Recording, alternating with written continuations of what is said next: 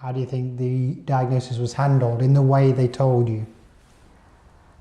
The guy basically came to my bedside on Sunday morning and said, we feel there's a very high chance you have ovarian cancer and we think it's spread to your bowel.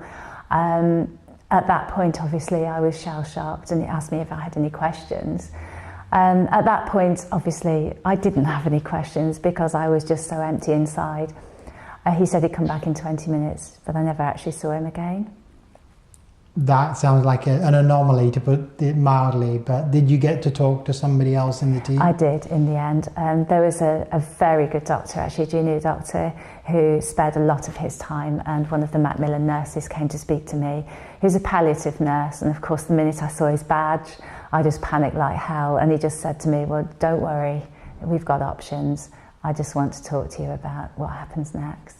It's important, I think, that you feel like somebody's on your side, and they're also telling you that something can be done to help. And it sounds like there was at least one person at that early stage saying that. But did it feel like that to you? Did it feel like, you know, I can see a way through this? Or was it too early to say that? I was blown away at the beginning.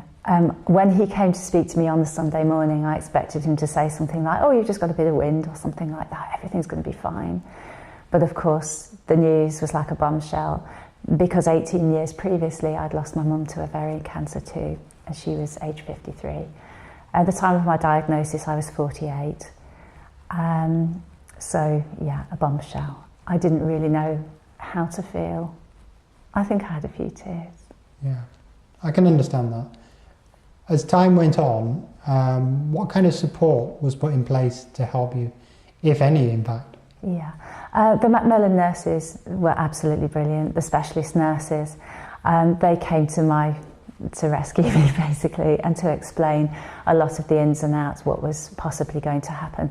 But obviously at this stage, it was all a possible, what is possibly going to happen, because I still had to go through a biopsy to absolutely confirm the diagnosis.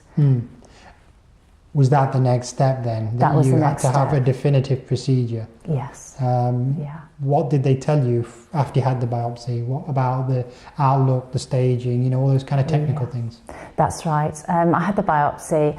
I think I waited a couple of weeks after that and then saw the oncologist for the first time. And he basically put it to me there and then. He said what he'd seen on the scan, what my sort of prognosis was looking like, the sort of things that he could do, and it was a bit of a shock. The whole thing was a bit of a shock.